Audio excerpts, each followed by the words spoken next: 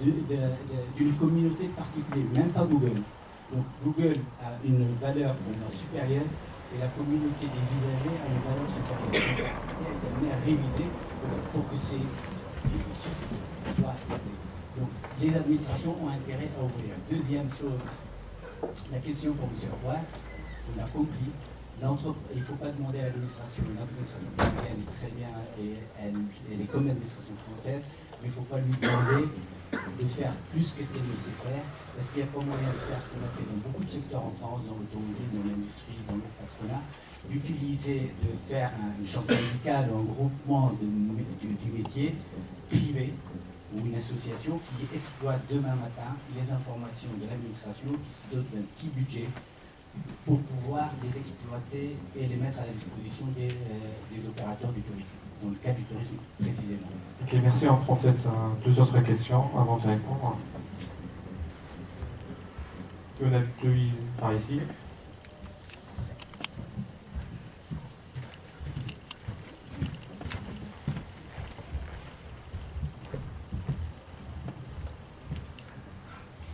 Bonjour.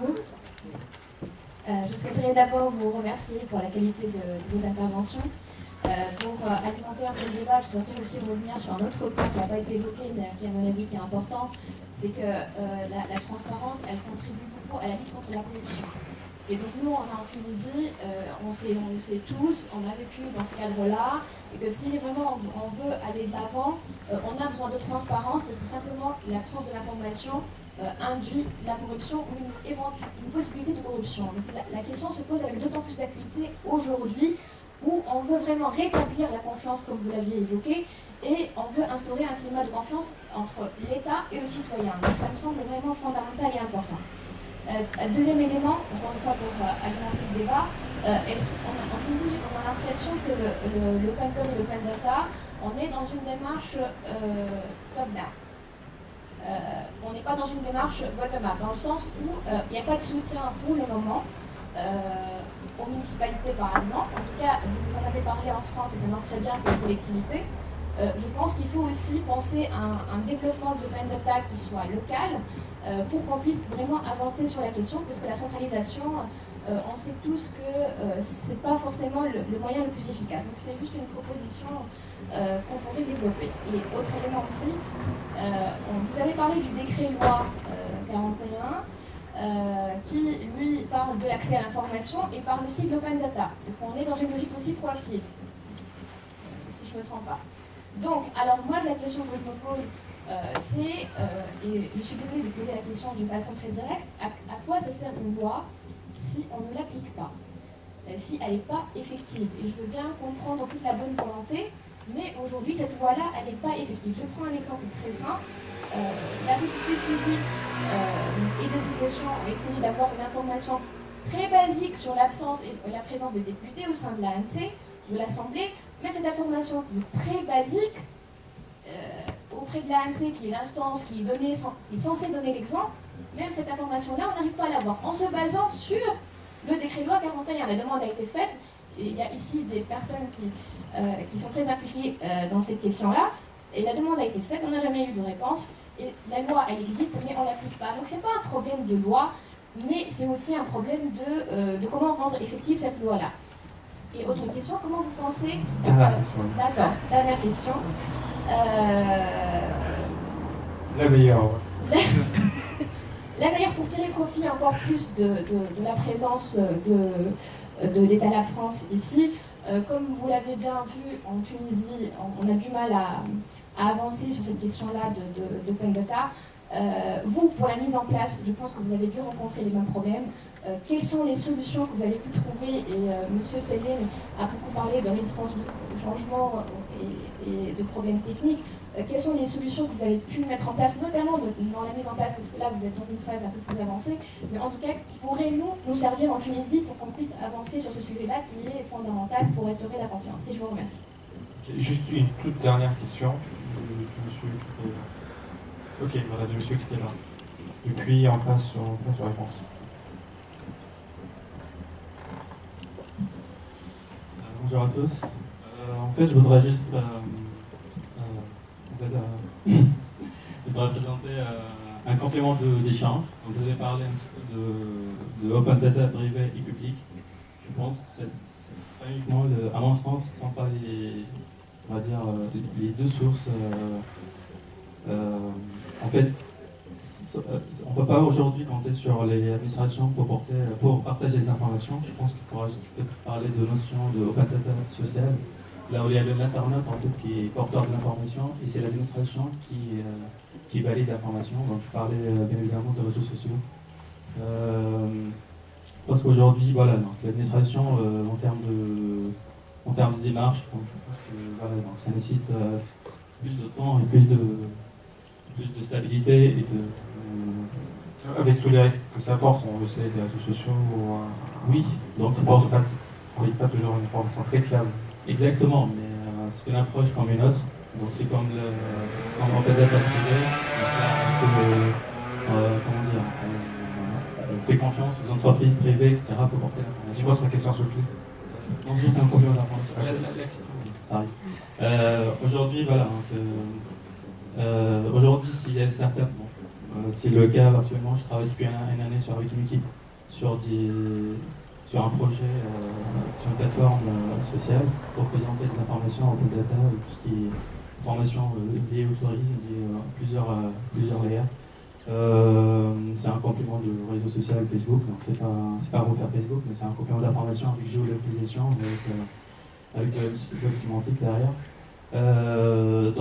Voilà, pour s'adresser aujourd'hui, voilà, en termes d'équipe, on a un vrai business plan, on a un prototype qui marche. Donc aujourd'hui, à qui on doit s'adresser pour avoir un support peut-être gouvernemental ou un support financier Ok, merci pour l'info. On commence par la toute première question. Oui. Sur le tourisme. Il y a des informations qui sont déjà communiquées à la Fédération des hôteliers et à la Fédération des agences de voyage de manière régulière. Alors les informations sont basiques, c'est le nombre d'entrées, puis la nationalité de ceux qui sont rentrés, le nombre de nuitées et le chiffre d'affaires réalisé. Les informations dont dispose le ministère sont beaucoup plus importantes. Donc il y a un vrai sujet, effectivement, de savoir qu'est-ce qu'on peut faire de ces informations. Et le deuxième vrai sujet, c'est à qui les mettre à disposition pour qu'elles soient utilisées dans les meilleures conditions. Là, je pense que c'est un des axes de travail de Siral Senevi. Donc là aussi, on est sur un sujet où l'information existe. Une partie de cette information est mise à disposition aux fédérations. Et si on veut donner plus de richesse, effectivement, il faudrait...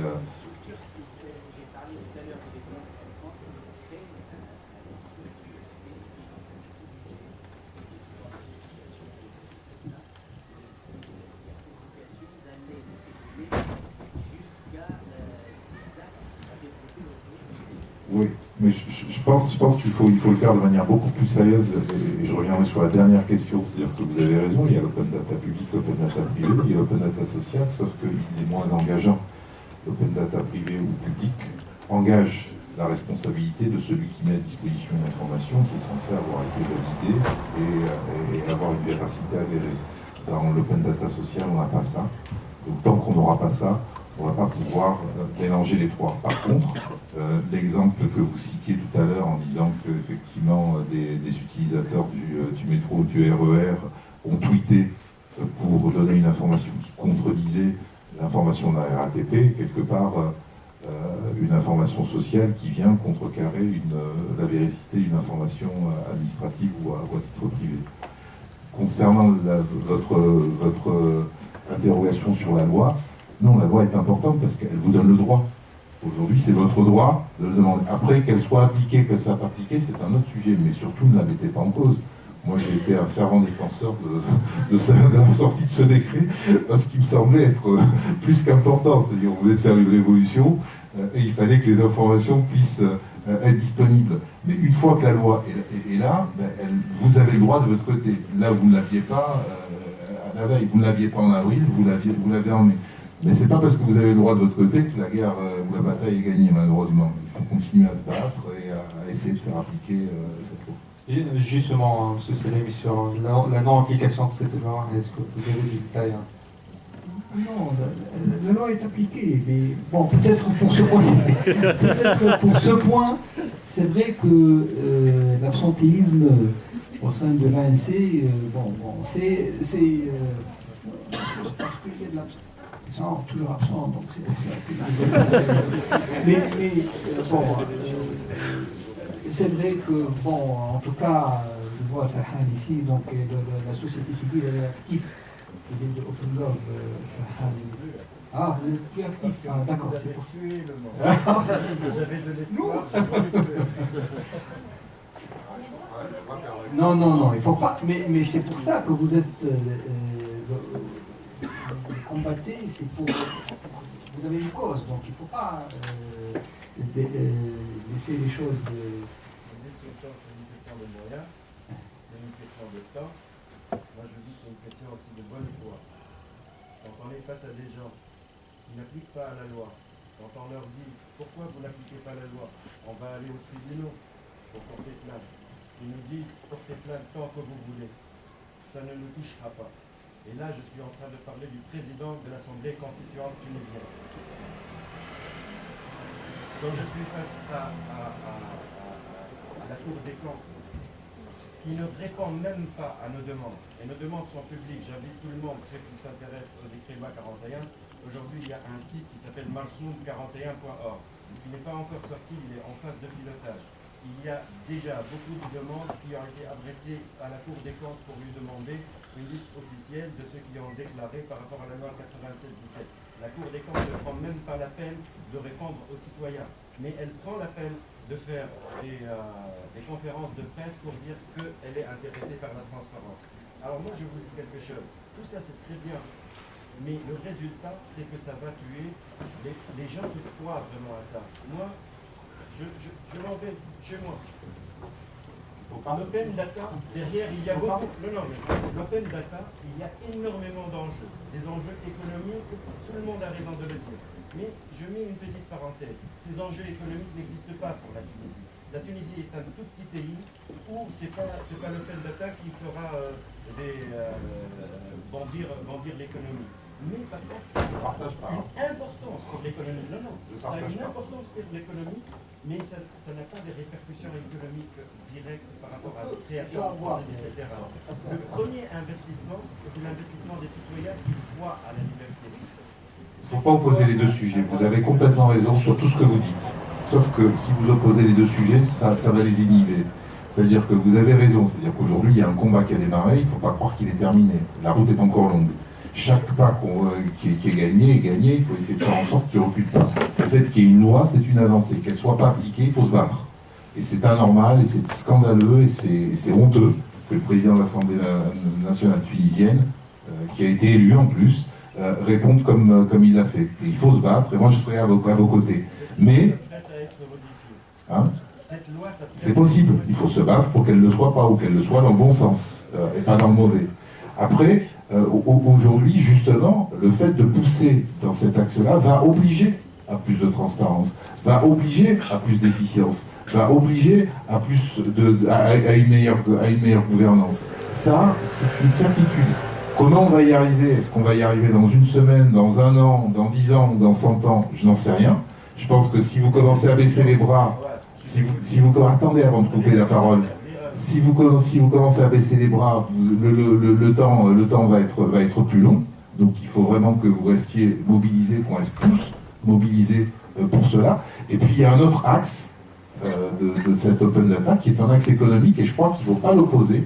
Économiquement, la Tunisie a une chance exceptionnelle, c'est que nous avons des infrastructures technologiques qui sont au niveau de celles des pays européens et non pas de celles des pays africains. Et donc toutes ces avancées-là peuvent nous permettre de faire des bonds et de sauter des cases et d'aller beaucoup plus vite. Il faut les deux. Il faut que notre pays devienne une vraie démocratie, et à ce titre-là, il faut se battre. Et il faut que sur cette démocratie, on construise une vraie économie, parce que si on ne répond pas à l'enjeu économique de ceux qui aujourd'hui sont en désespérance, la démocratie ne sera pas suffisante. Il faut les deux. Juste une phrase pour résumer. Aujourd'hui, l'impression que j'ai, c'est une impression pas vraiment que subjective, très objective, on peut en parler.